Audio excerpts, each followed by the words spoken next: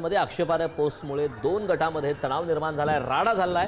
त्या संदर्भात राहुल कुल यांनी पुढारींविषयी संवाद साधत असताना प्रतिक्रिया दिली आहे। परिस्थिती सध्या नियंत्रणात आहे, परिस्थिती नियंत्रणात आणण्यासाठी प्रयत्न सुरू असल्याचं सुद्धा राहुल कुल यांनी म्हटलं।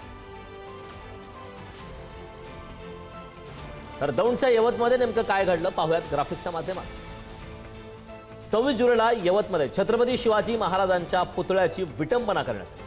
1 ऑगस्टला सकाळी एका तरुणाची आक्षेपार्ह पोस्ट त्या ठिकाणी टाकण्यात आली। आक्षेपार्ह पोस्ट प्रकरणी यवतमधील आठवडा बाजार बंद करण्यात आला। संतप्त जमावाने काही दुचाकी सुद्धा पेटवल्या।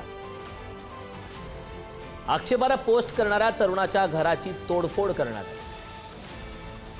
पोलिसांनी वेळीच हस्तक्षेप केल्याने अनर्थ टळला।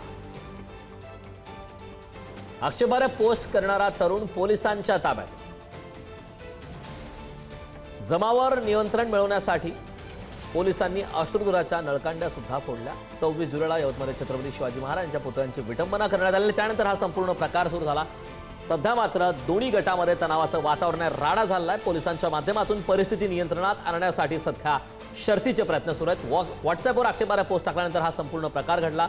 मात्र राड्यानंतर पोलिसांचा मोठा बंदोबस्त त्या ठिकाणी तैनात करण्यात आला आहे। हे दृश्य आपण पाहतोय पुढारी न्यूजवरती, ज्या ठिकाणी पोलिसांचा मोठा बंदोबस्त तैनात करण्यात आलेला आहे।